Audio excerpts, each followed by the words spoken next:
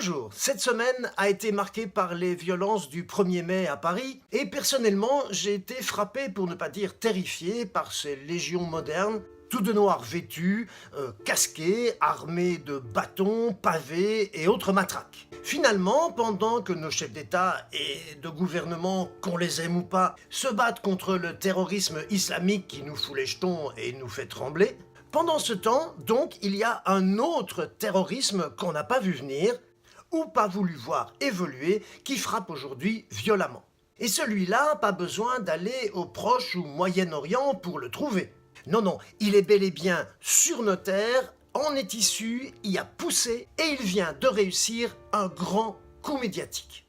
Anonymement, bien sûr, pour ne pas être arrêté par des flics qu'ils haïssent, puis présenté à des juges dont ils ne reconnaissent pas la légitimité. D'ailleurs, que reconnaissent-ils finalement, ces Black Blocs qui ont saccagé un McDo, un concessionnaire de voitures, un kiosque à journaux, des véhicules, un engin de chantier?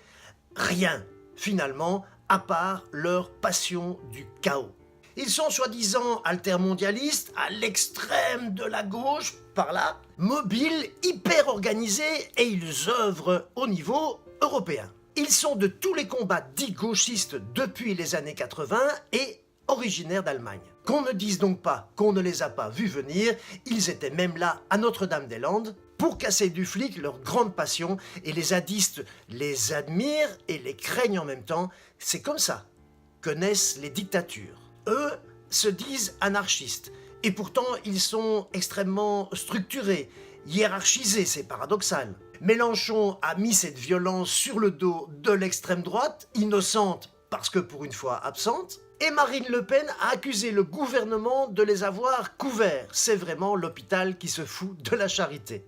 Les forces de l'ordre ne savent pas très bien quoi faire à part les charger, et ce qu'ils espèrent, c'est un martyr.